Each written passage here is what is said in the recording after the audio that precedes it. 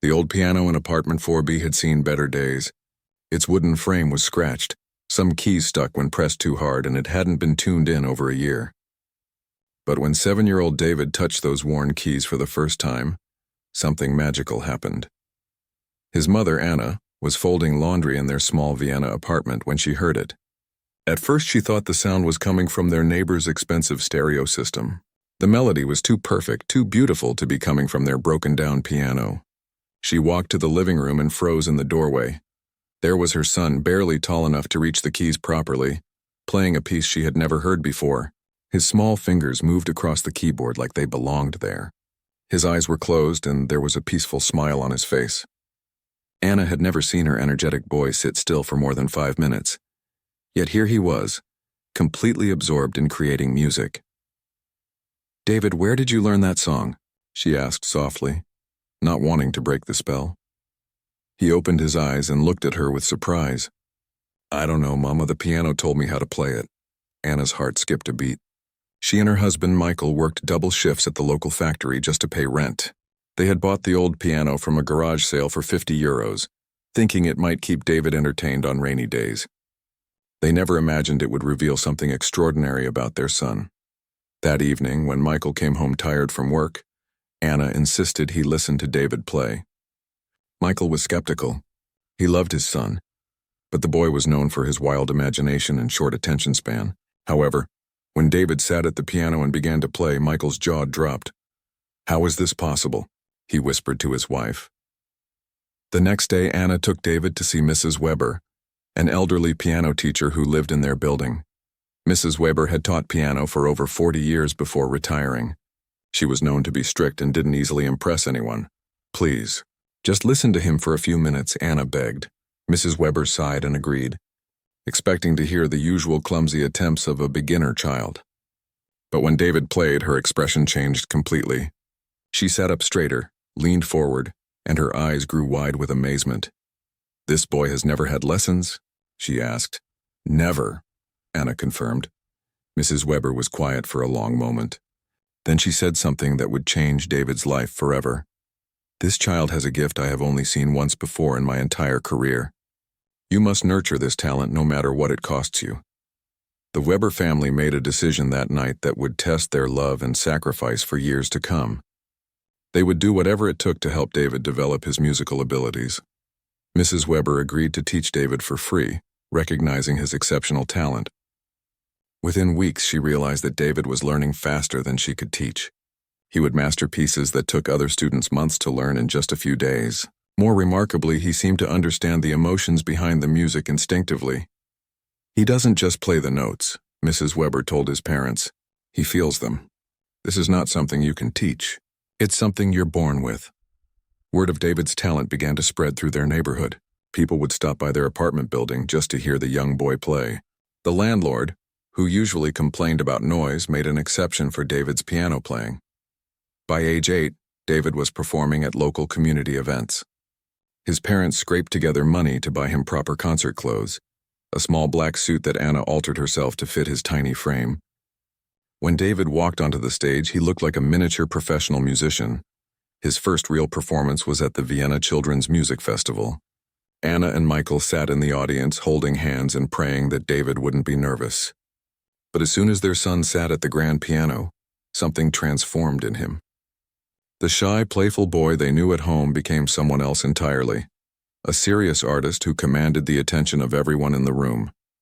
He played a piece by Mozart that night, but it didn't sound like any Mozart performance the audience had ever heard. David brought his own interpretation to the classical music, adding subtle emotions and dynamics that made the familiar piece feel fresh and new. The audience was silent for several seconds after he finished. Then the applause erupted. People stood up, some wiping tears from their eyes. Music critics who had attended the festival out of obligation suddenly found themselves witnessing something special. "A star is born," wrote one critic in the Vienna Classical Music Review. "This young boy doesn't just play music, he speaks through it." That review changed everything. Phone calls started coming in from music schools, talent agents, and concert organizers. The family's small apartment became a hub of activity as people wanted to meet the musical prodigy. The Vienna Academy of Music, One of Europe's most prestigious music schools offered David a full scholarship. This meant he would study with the world's best teachers and have access to practice facilities that most professional musicians could only dream of. But it also meant sacrifice. David would need to spend most of his time studying and practicing. His childhood would be different from other kids his age. Instead of playing football in the park or watching cartoons, he would spend hours at the piano, perfecting his technique and learning increasingly complex pieces. Anna and Michael worried about this decision. They wanted their son to have a normal childhood, to make friends and enjoy being a kid. But they also recognized that David's talent was extraordinary, and with great gifts come great responsibilities. David himself seemed untroubled by these concerns. When they asked him what he wanted to do, he simply said, "I want to play piano, Papa. It makes me happy, and it makes other people happy too." So at age 9, David entered the Vienna Academy. His teachers were amazed not just by his technical skills but by his musical maturity. He understood complex compositions with an insight that usually took decades to develop. Professor Hans Richter, one of the Academy's most respected instructors, became David's mentor. "In my 30 years of teaching," he told David's parents, "I have never encountered such raw talent combined with such deep musical understanding. Your son has the potential to become one of the greatest pianists of our time." By age 10, David was performing with professional orchestras. His small size meant they had to adjust the piano bench and sometimes use a special platform. But once he began playing, the audience forgot about his age entirely.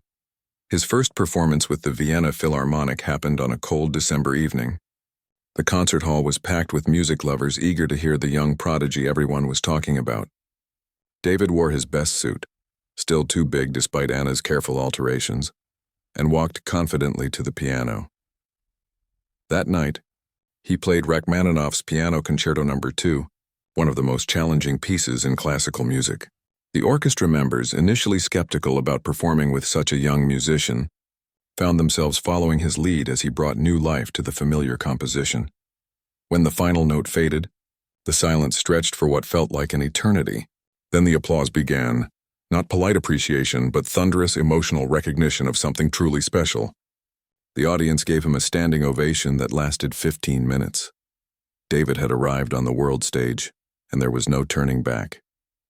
By the time David turned 18, his name was known in every major concert hall around the world.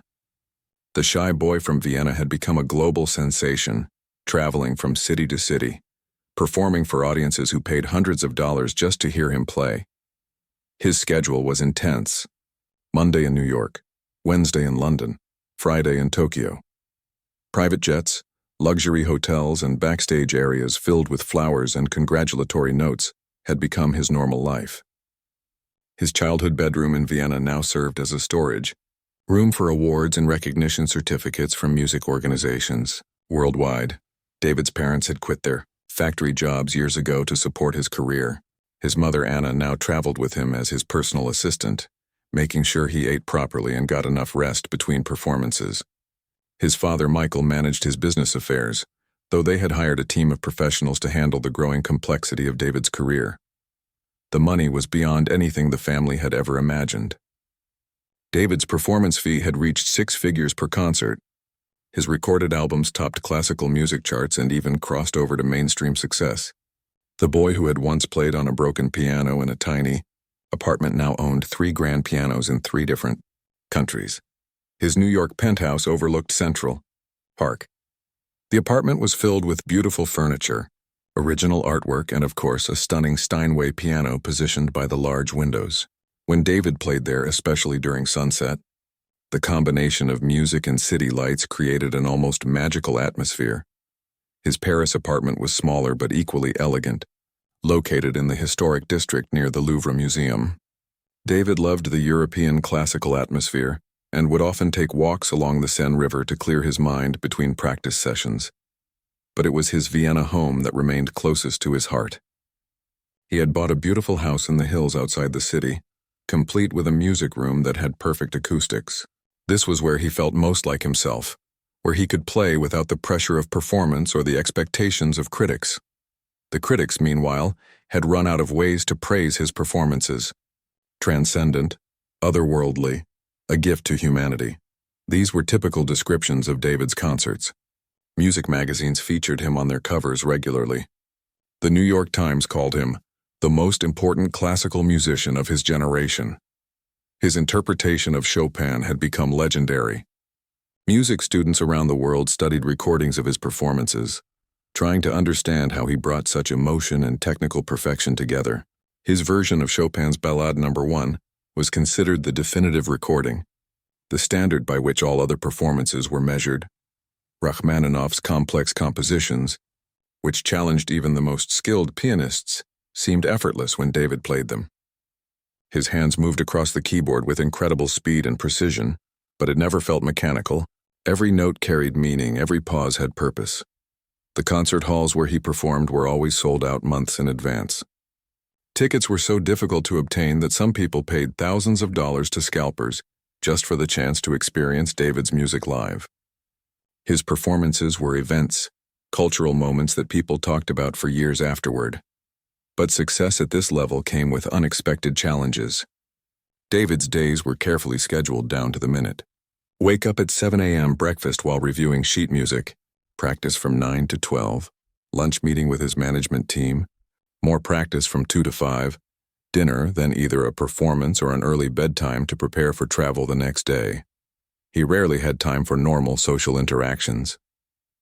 While other young people his age were going to parties, dating, or simply hanging out with friends, David was either practicing, performing, or traveling to his next destination. His world had become very small despite his global fame. The isolation was something he didn't often talk about, even with his parents. In interviews, he always appeared confident and grateful for his success. He would smile for photographers and give thoughtful answers about his music and his inspiration. But privately, David sometimes wondered what his life might have been like if he had chosen a different path. He missed simple things that most people took for granted. Walking through a city without being recognized, having a casual conversation with someone who didn't know about his fame, eating dinner at a normal restaurant without causing a commotion. There were moments when the pressure felt overwhelming. Before important performances, David would experience anxiety that made his hands shake.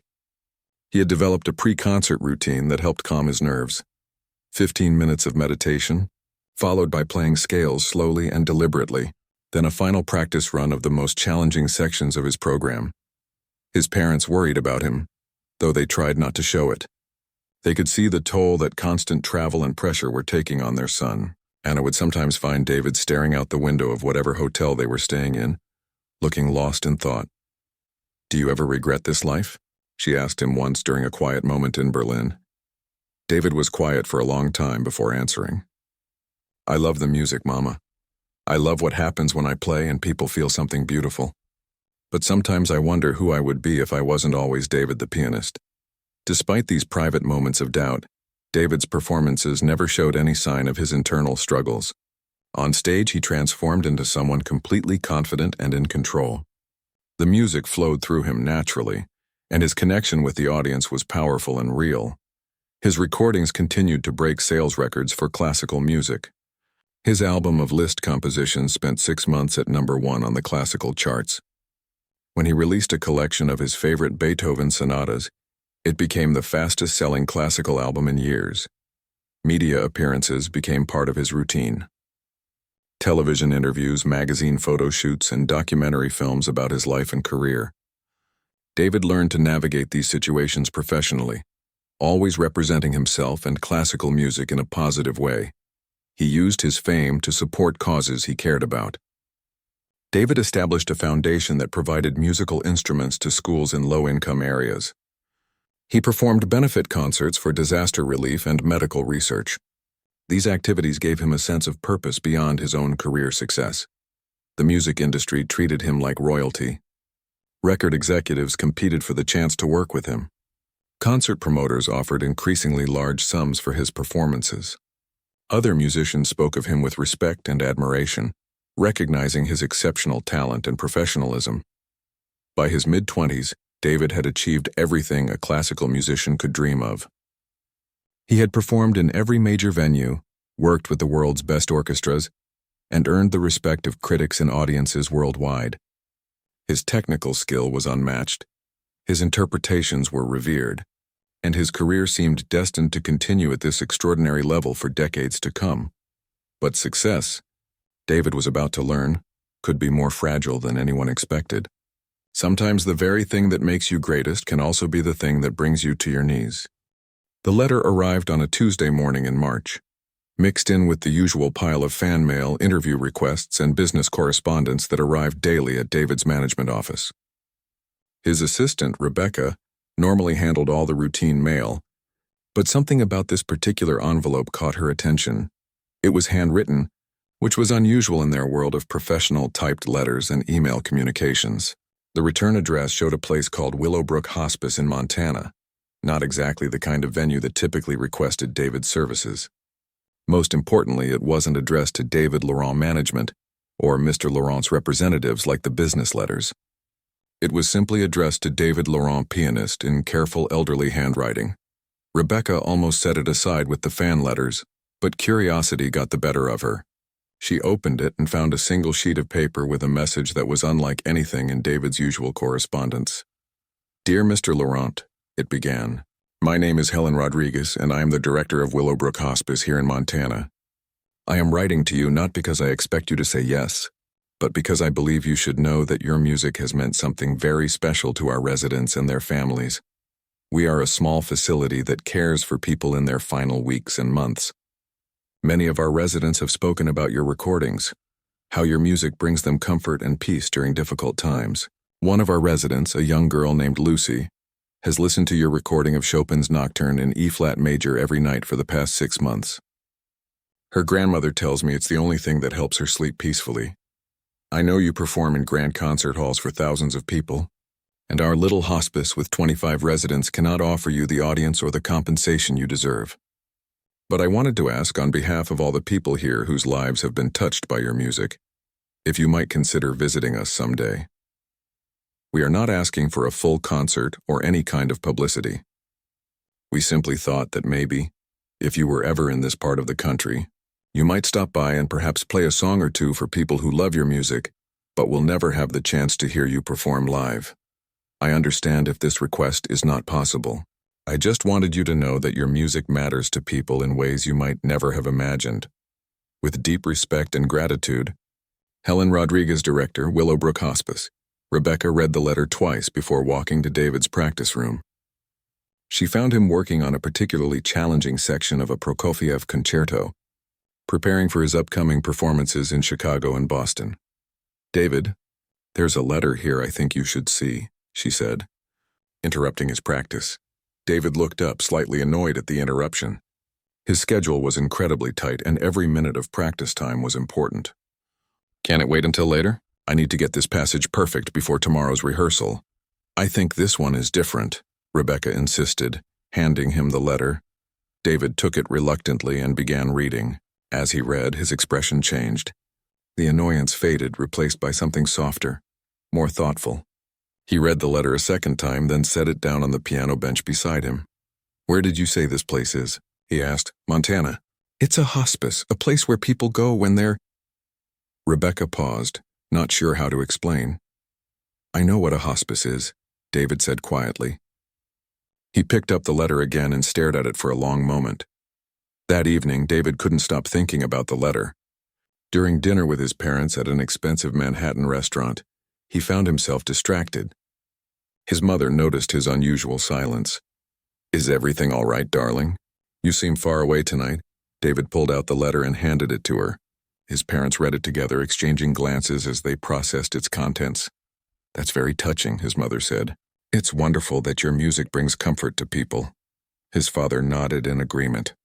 "You've always known your music helps people, but this really shows the impact you have." "They want me to visit," David said. "To play for them." There was a pause as his parents considered this. They were both thinking the same thing. David's schedule was completely full for the next 8 months. Every day was planned, every performance sold out, every obligation carefully coordinated with venues, orchestras, and media commitments. "That would be difficult to arrange," his father said carefully.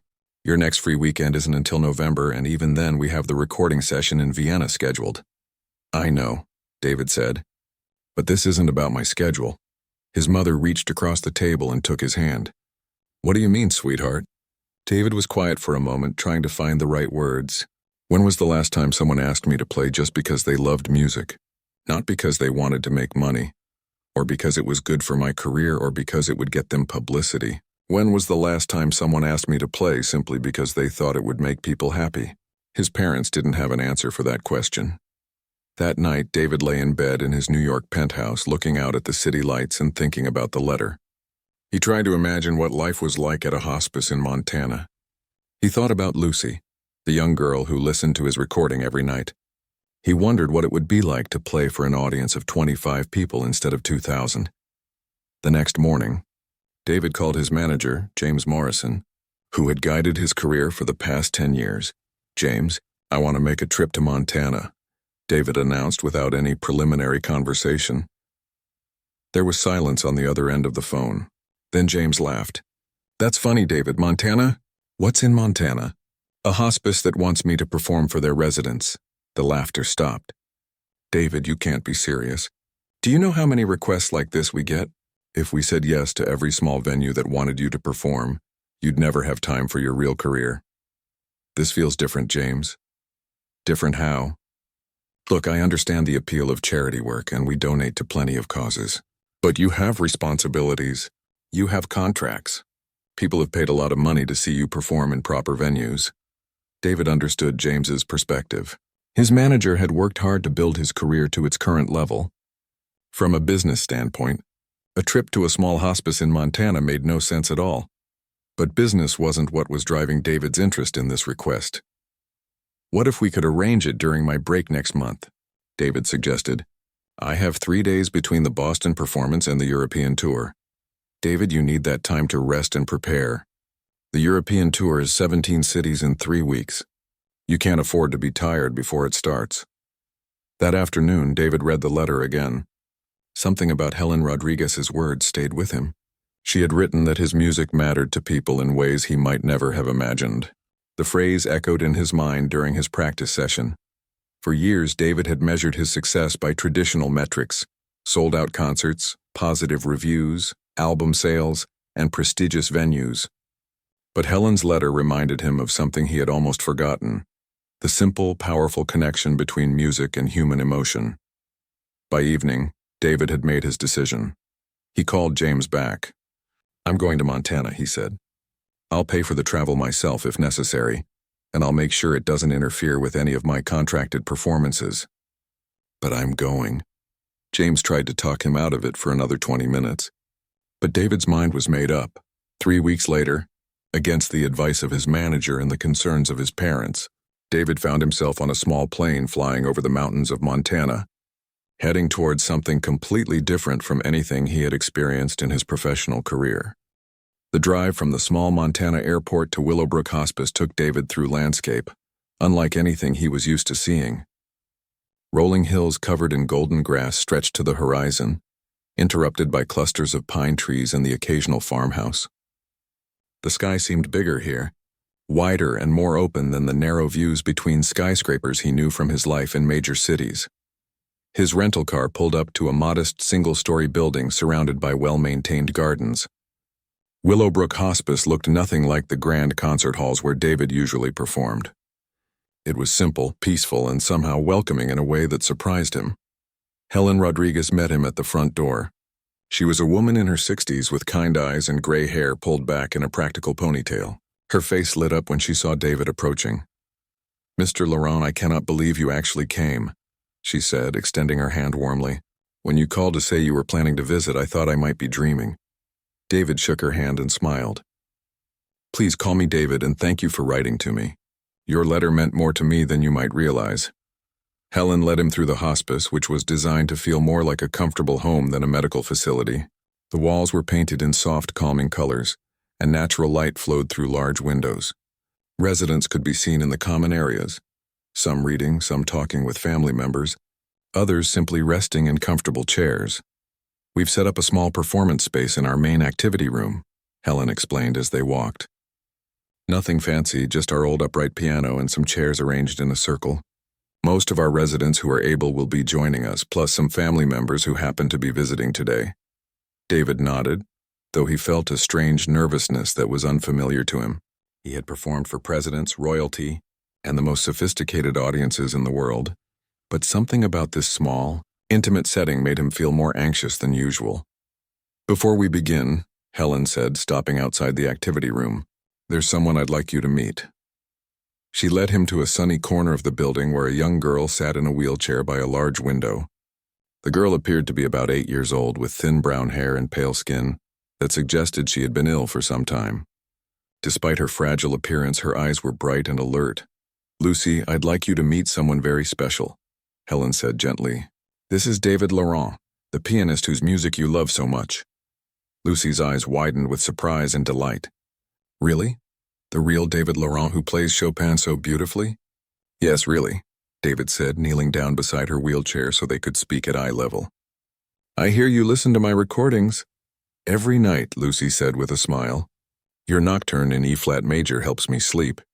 My grandmother says it's like having angels singing me to sleep." David felt his throat tighten with unexpected emotion. "That might be the most beautiful thing anyone has ever said about my music." An elderly woman who had been sitting nearby reading came over and introduced herself as Lucy's grandmother, Rosa. "Mr. Laurent, Lucy has been so excited since she heard you were coming. She hasn't talked about anything else for days." "Well, I'm excited to be here too," David said. "Lucy, would you like to hear me play that nocturne today?" "Oh, yes, please," Lucy said, clapping her hands together. As they prepared to move to the performance area, Rosa approached David privately. "Mr. Laurent, may I ask you something?" "Of course." Rosa reached into her purse and pulled out a folded piece of sheet music. The paper was yellowed with age and worn from being handled many times. "This is a song my mother wrote for me when I was a little girl many years ago. Lucy loves to hear me hum it, but I'm not a musician. I was wondering, would it be possible for you to play it for her? It would mean the world to both of us." David took the sheet music and unfolded it carefully. The handwriting was faded, but still readable. The melody was simple, just a few lines of notes with basic chord progressions. It was the kind of song a beginner piano student might learn in their first few months of lessons. Compared to the complex masterpieces David usually performed, this little melody was almost childlike in its simplicity. "It's called Rosa's Lullaby," the grandmother explained. "My mother wrote it for me when I was sick as a child. I sang it to my daughter, and I've been humming it for Lucy. She's asked so many times if she could hear it played on a real piano." David studied the simple notes on the page. There were no dynamic markings, no complex rhythms, no technical challenges that would showcase his abilities as a performer. It was just a gentle, loving melody that a mother had created for her child decades ago. "I would be honored to play this for Lucy," David said. A few minutes later, David found himself sitting at the old upright piano in the activity room. About 20 people were gathered around, residents in wheelchairs and comfortable chairs, family members, and staff members who had taken a break from their duties to listen. The piano was nothing like the perfectly maintained grand pianos David was accustomed to playing. Some keys were slightly out of tune, and the action felt different from what he was used to. But as he began with his planned program, starting with a gentle Bach prelude, he noticed something remarkable happening. His audience wasn't evaluating his technique or comparing his interpretation to other famous recordings. They were simply listening, letting the music wash over them with pure appreciation. Some had their eyes closed, others smiled softly, and a few wiped away tears. David moved through several familiar pieces: the Chopin nocturne that Lucy loved, a simple Mozart sonata, and a gentle Debussy melody. Each piece was received with warm applause and grateful smiles. Then he looked over at Lucy, who was watching him with complete attention, and remembered her grandmother's request. "I'd like to play something very special now," David announced to the small audience. "This is a song written by a loving mother for her daughter many years ago. It's called Rosa's Lullaby." David placed Rosa's handwritten sheet music on the piano's music stand and began to play the simple melody. The notes were easy, requiring none of the advanced technique he had spent his life developing. But as his fingers found the humble tune, something unexpected happened. The melody seemed to reach into a part of his heart that had been locked away for years. This wasn't music written to impress audiences or demonstrate skill. It was music written out of pure love, a mother's gift to her child, passed down through generations as a source of comfort and connection. As he played, David could feel the story behind every note. He imagined Rosa's mother, probably sitting at an old piano much like this one, creating this simple tune for her sick little girl. He thought about all the times it had been hummed and sung over the years, carrying love and comfort from one generation to the next. The room was completely silent except for the gentle melody flowing from the worn piano keys. David looked up and saw Lucy listening with her eyes closed, a peaceful smile on her face.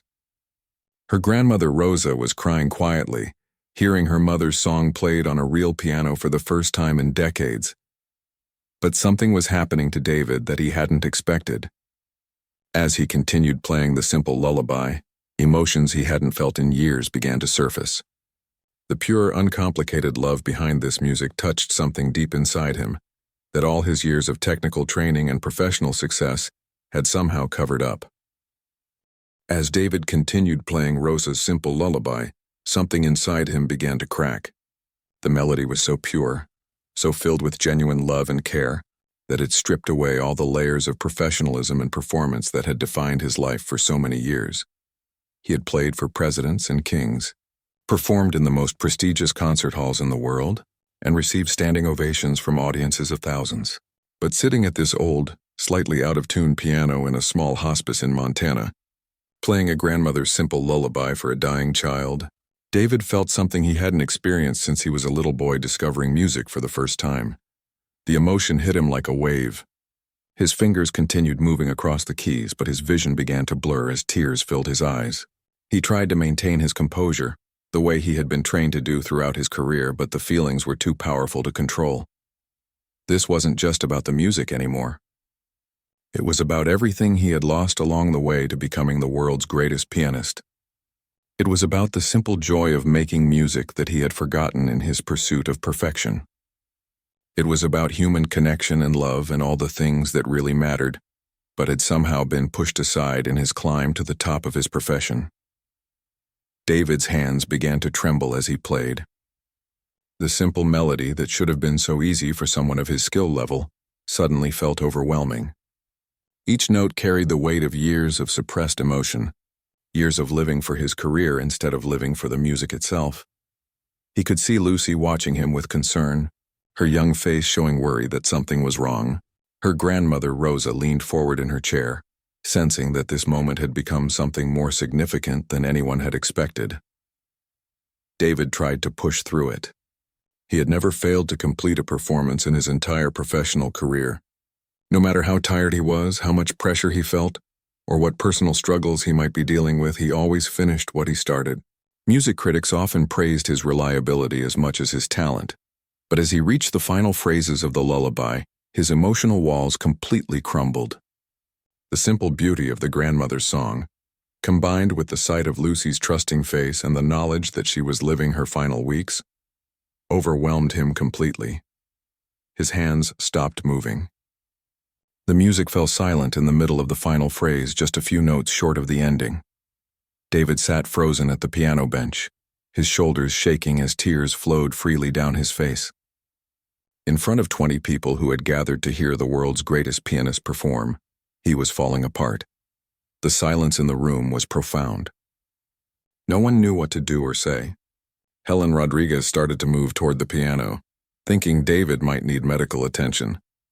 The residents and family members sat quietly, sensing they were witnessing something deeply personal and painful. "I'm sorry," David whispered, his voice barely audible. "I'm so sorry." He stood up abruptly from the piano bench, still crying, and walked quickly toward the door. He needed to get out of there, to be alone, to try to understand what was happening to him. "David, wait," Helen called after him. But he was already pushing through the door and walking rapidly down the hallway toward the exit. Outside in the parking lot, David leaned against his rental car and tried to catch his breath. His heart was racing and he felt disoriented, like he had just woken up from a very long dream. For the first time in his adult life, he had been unable to finish a performance. The realization hit him hard. He had let down Lucy, who had been so excited to hear him play. He had embarrassed himself in front of people who had welcomed him with such kindness and gratitude. Most importantly, he had discovered that something fundamental was broken inside him. something that years of professional success had hidden, but not healed. His phone buzzed with a text message from his manager, James. How did the charity thing go? Ready to focus on the European tour? David stared at the message for a long time before deleting it without responding. How could he explain what had just happened? How could he tell anyone that the world's most accomplished pianist had just had an emotional breakdown while playing a simple children's lullaby? After about 10 minutes, Helen Rodriguez came outside to check on him. She approached slowly, the way someone might approach a frightened animal. "David, are you all right?" she asked gently. He wiped his eyes and tried to compose himself. "I don't know what happened in there. I'm so embarrassed. I've never not finished a song before." "You don't need to apologize," Helen said. "Sometimes music touches us in ways we don't expect. There's no shame in feeling something deeply. But Lucy was counting on me. She wanted to hear her grandmother's song and I couldn't even finish it." Helen was quiet for a moment. Then she said, "Would you like to know what Lucy said after you left the room?" David looked at her with questioning eyes. She said, "Grandma, I think the music made him feel what we feel." She wasn't disappointed. David. She understood. Despite Helen's kind words, David felt like he had failed in the most fundamental way possible. His entire identity was built around his ability to perform, to be reliable, to deliver beautiful music no matter what. If he couldn't do that, who was he? He stayed outside for another few minutes, trying to pull himself together enough to go back inside and apologize properly to Lucy and the other residents. But when he finally worked up the courage to return to the building, he discovered that his emotional crisis had affected him more deeply than he realized. Back at the piano, David tried to play something simple to restore his confidence. He chose a basic Mozart piece that he had known by heart since childhood. But as soon as he began, his hands started shaking again. The notes that should have been automatic, as natural as breathing, suddenly felt foreign and difficult. It was as if Rosa's lullaby had unlocked something inside him that couldn't be contained again. The raw emotion that had been building up for years of professional performance was now flowing freely. But instead of being liberating, it was paralyzing. David tried 3 different pieces, each simpler than the last, but the same thing happened every time. The moment he started playing, the emotional intensity became overwhelming. His technical skill, which had been honed through decades of practice, seemed to have abandoned him just when he needed it most. "I think I need to go," he told Helen, his voice shaky and uncertain. "I'm sorry I couldn't finish the performance." "David, you gave us more than you know," Helen replied. "Sometimes the most powerful music is what we feel, not just what we hear." But David couldn't hear her reassurance through his own sense of failure and confusion. He gathered his things quickly and left the hospice, driving back to the airport in a state of emotional turmoil, unlike anything he had ever experienced. On the plane back to New York, David stared out the window at the clouds below and tried to make sense of what had happened. He had gone to Montana expecting to give a simple charity performance, maybe feel good about helping some people, and then return to his normal life and career. Instead, he was returning home as a different person, someone who had discovered that all his professional success couldn't protect him from the overwhelming power of genuine human emotion. The world's greatest pianist had been brought to his knees by a grandmother's lullaby, and he had no idea how to put the pieces back together. David returned to New York determined to put the Montana experience behind him and get back to his normal routine. He had 3 days before his European tour began, and he planned to use that time to practice intensively and restore his confidence. But sitting at his Steinway grand piano in his Manhattan penthouse, David discovered that something fundamental had changed. The emotional barrier that had protected him during performances for so many years was gone, shattered by the simple lullaby that had overwhelmed him at the hospice. He started with basic exercises, scales and arpeggios that he had been playing since childhood. These should have been automatic, requiring no conscious thought. But now every note seemed to carry emotional weight that made concentration difficult. His fingers felt clumsy and uncertain on keys that had always been like extensions of his own body. David tried to focus on technique, the way his teachers had always taught him. "Think about finger position, wrist alignment, precise timing," he told himself. But his mind kept drifting back to Montana, to Lucy's trusting face, to the profound simplicity of Rosa's lullaby. He attempted to play the Chopin nocturne that had been Lucy's favorite, but got only a few measures in before his hands started trembling again. The same overwhelming emotion that had paralyzed him at the hospice was still there, waiting just beneath the surface of every piece of music he touched. His mother noticed his distress when she came to check on him that evening. "David, you've been practicing for 6 hours straight, but I haven't heard any complete pieces. Is everything all right?" "I'm just working through some technical issues," he lied, not ready to explain what was really happening to him. Anna sat down beside the piano, the way she used to when David was a child having difficulty with a challenging piece. "What kind of technical issues?" David's hands hovered over the keys. I can't finish anything. Every time I start playing, I get overwhelmed and have to stop." Overwhelmed by what? It was a simple question, but David didn't have a simple answer. How could he explain that music itself had become too emotionally intense for him to handle? How could the world's greatest pianist admit that he was afraid of the feelings that music created in him? The European tour began 5 days later, and David hoped that performing in front of live audiences would help him regain his focus. His first concert was in London's Royal Festival Hall, a venue where he had performed triumphantly many times before. The program included Rachmaninoff's Piano Concerto No. 2, one of David's signature pieces. He had performed it hundreds of times, and the London Symphony Orchestra knew his interpretation well. This should have been a routine, successful performance. But as David walked onto the stage and sat at the concert grand piano, he felt the familiar wave of unexpected emotion rising inside him. The opening notes of the concerto, which he had played flawlessly countless times, suddenly felt heavy with meaning that threatened to overwhelm his concentration. He made it through the first movement, but not without several small mistakes, missed notes, slight timing errors, moments where his technical precision wavered. The audience didn't seem to notice, but David felt every imperfection like a physical blow. During the intermission, his mother found him in his dressing room, sitting with his head in his hands. "David, what's happening out there? You seem distracted." "I don't know, Mama. Ever since Montana, I can't seem to play without getting emotional. It's affecting my technique." "Maybe you're just tired from all the travel and pressure," she suggested hopefully. But David knew it was more than fatigue.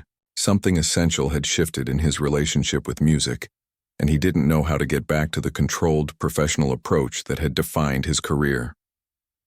The second half of the concert was worse. David struggled through a Chopin ballade, making several obvious errors that drew concerned murmurs from the audience.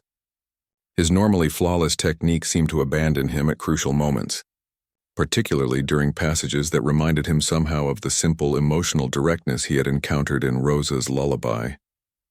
The London reviews the next morning were polite but puzzled. "David Laurent seemed unusually subdued," wrote one critic.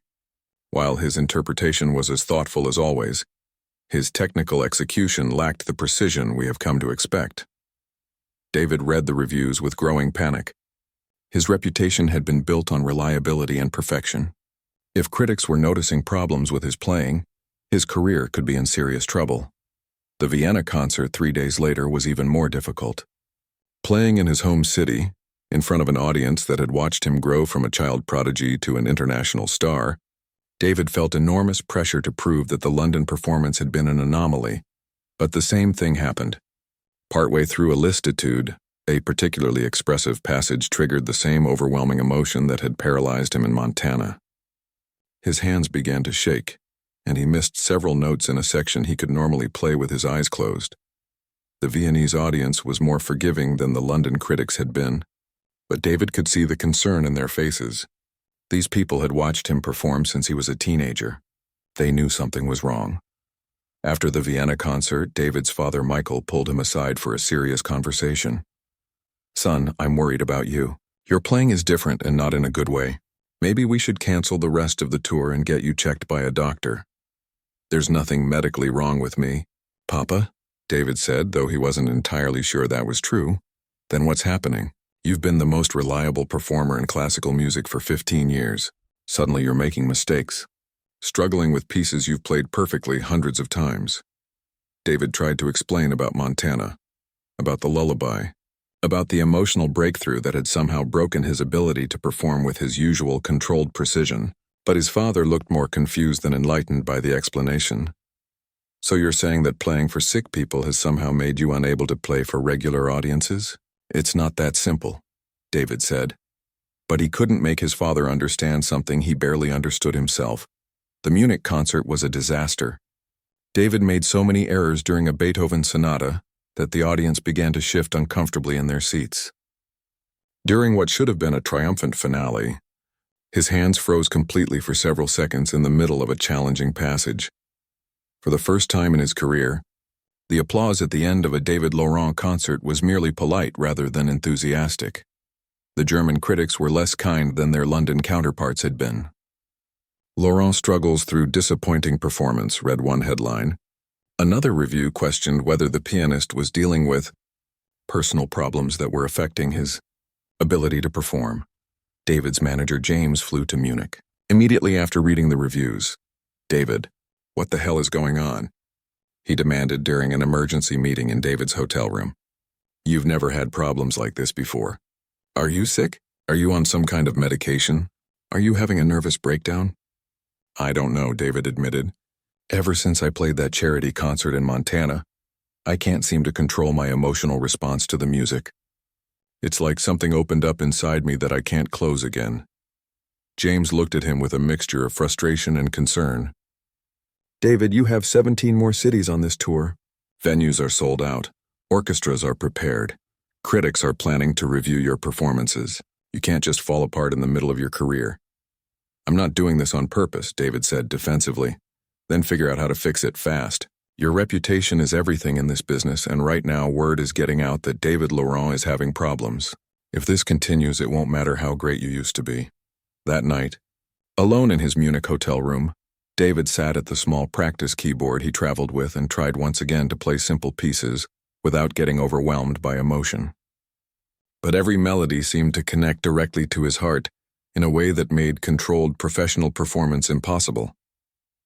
He thought about calling off the rest of the tour, claiming illness or exhaustion. But that would only fuel more speculation about his condition and potentially damage his reputation even further. David was trapped between two impossible choices: continue performing while his skills deteriorated in front of increasingly critical audiences, or cancel his commitments and confirm everyone's suspicions that something was seriously wrong with the world's greatest pianist. David managed to complete the European tour, but each performance was more difficult than the last.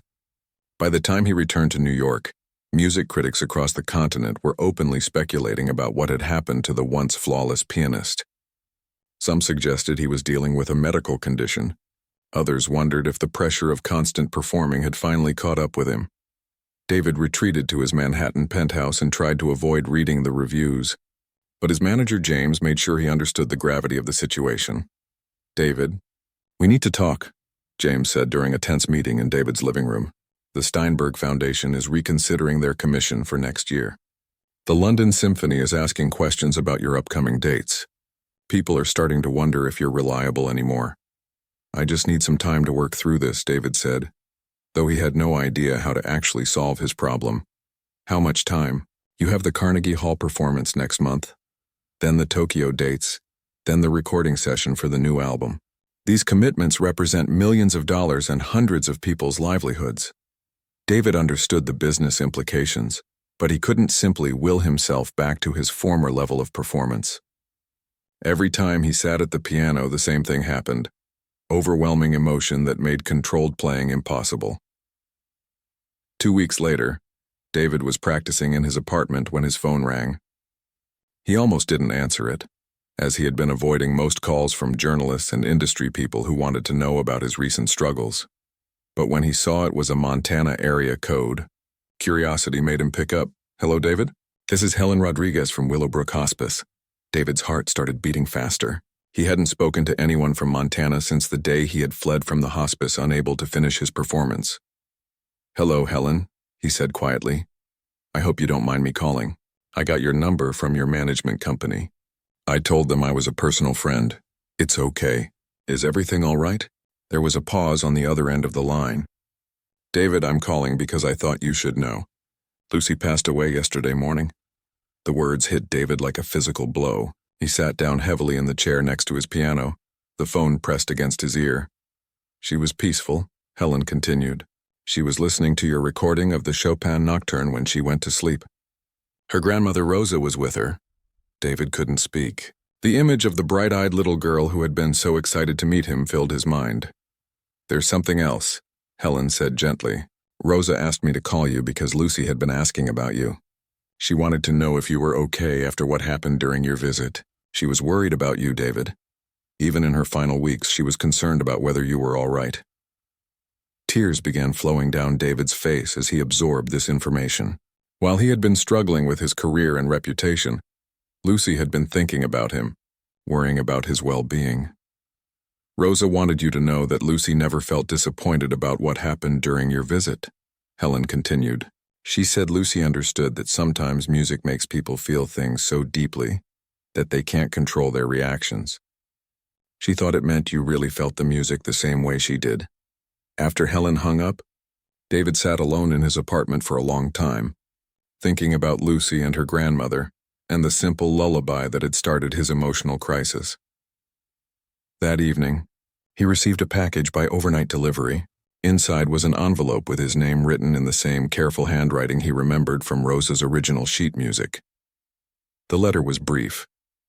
Dear David, Lucy asked me to send this to you before she passed.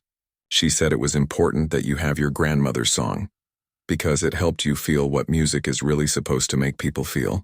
She wanted you to know that being moved by music isn't something to be embarrassed about. It's something to be grateful for. Lucy also wanted me to tell you that she hopes you'll keep playing, because the world needs people who understand that music is about love, not just technical skill. Thank you for caring enough to visit us. Your kindness meant more than you know. With love and respect, Rosa Martinez. Enclosed with the letter was the original handwritten sheet music for Rosa's lullaby, the same simple melody that had overwhelmed David during his hospice visit. David held the aged paper carefully, remembering how Lucy had looked when she listened to him attempt to play her great-grandmother's song. He thought about her final weeks, spent listening to his recordings, and how she had worried about his well-being even as she faced her own mortality. For the first time since his breakdown in Montana, David felt something other than fear when he looked at sheet music. He felt a deep sadness for Lucy's death, but also gratitude for the gift she had given him. The understanding that music's power to move people emotionally was not a weakness to be controlled, but a strength to be embraced. That night, David made a decision that would have seemed impossible just weeks earlier. He canceled all his upcoming performances, Carnegie Hall, Tokyo, the recording session, everything. James was furious. David, you're destroying your career. Do you understand what you're throwing away? I understand exactly what I'm doing, David replied calmly. For the first time in years, I understand exactly what I need to do. Which is what? Retire? Give up everything we've built together? No, David said, looking at Rosa's handwritten lullaby. I need to remember why I started playing music in the first place. 3 days later, David was back on a plane to Montana. This time, he wasn't going to perform. He was going to say goodbye to Lucy and to thank her for showing him something he had forgotten about music and about himself. The funeral was small, held in a country church surrounded by farmland. David sat in the back, not wanting to intrude on the family's grief, but Rosa spotted him and insisted he sit with them in the front row. Lucy would have been so happy to know you came, she whispered to him. After the service, David approached Rosa with the sheet music she had sent him. I'd like to play this for her, if that would be all right, he said. Rosa nodded, tears in her eyes. At the cemetery, as Lucy's family and friends gathered around her grave, David sat at a small portable keyboard that someone had brought from the church. He placed Rosa's handwritten lullaby on the music stand and began to play. This time he didn't try to control his emotions or maintain professional composure. He let the simple melody carry all the love and sadness and gratitude he felt. His tears flowed freely as he played, and his hands shook with the intensity of his feelings. But he didn't stop playing. He played the lullaby from beginning to end, letting every note express the profound connection between music and human emotion that Lucy had helped him rediscover. When he finished, the small group gathered around the grave was completely silent. Several people were crying, including David himself. Thank you, Rosa said simply. That was perfect. Playing at Lucy's funeral changed something fundamental inside David. For the first time since his breakdown in Montana, he had been able to complete a musical performance while fully embracing the emotions it created. The experience didn't restore his former technical perfection, but it gave him something more valuable: the understanding that music's true power lay not in flawless execution, but in authentic emotional connection. When David returned to New York, he faced a career in ruins. News of his canceled performances had spread throughout the classical music world. Critics speculated about his future, with many suggesting that his best years were behind him. His manager James had resigned in frustration, taking several other clients with him. Record labels were reluctant to commit to future projects with an artist whose reliability was now in question. But for the first time in months, David felt at peace with himself. He spent his days at home, not practicing for performances or recording sessions, but simply rediscovering his love for music itself. He played pieces he enjoyed rather than pieces that would showcase his technical abilities. He experimented with simple melodies like Rosa's Lullaby, finding beauty in their uncomplicated honesty. His parents were worried about his future, but they could see that despite his professional setbacks, David seemed happier and more relaxed than he had been in years. "Are you sure you don't want to try to rebuild your concert career?" his mother Anna asked during one of their weekly dinners. "I'm not sure I want that kind of career anymore," David admitted. "I spent so many years focused on being perfect that I forgot why I fell in love with music in the first place." "But you're so talented." "David, it seems wasteful to just give up performing altogether." "I'm not giving up performing," David said. "I'm just changing what kind of performing I want to do." 3 weeks later, David made a phone call to Helen Rodriguez at Willowbrook Hospice. "Helen, it's David Laurent. I was wondering if you might still be interested in having me visit occasionally to play for your residents."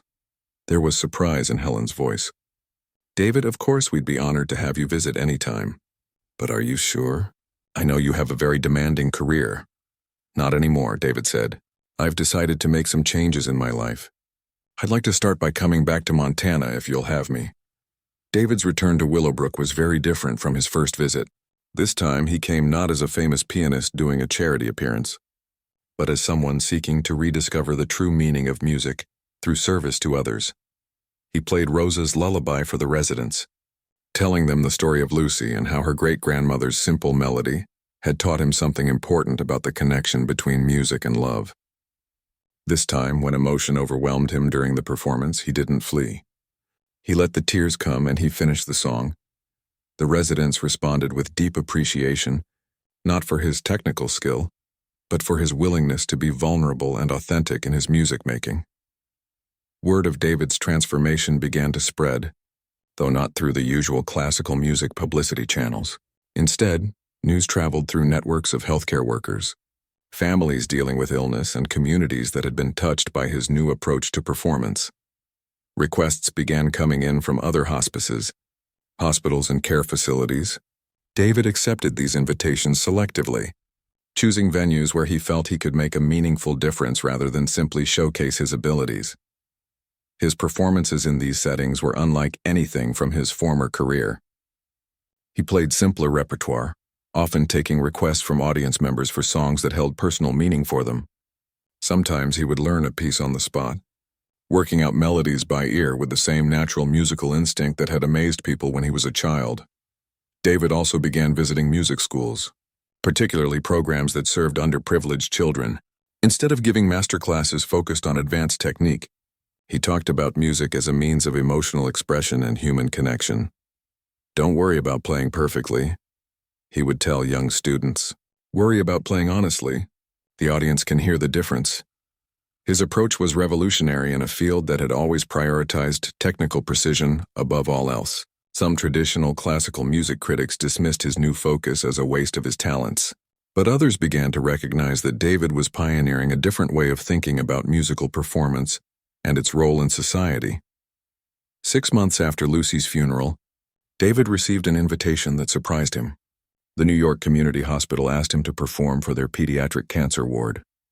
It was the first time since his career crisis began that a major institution had specifically requested his services.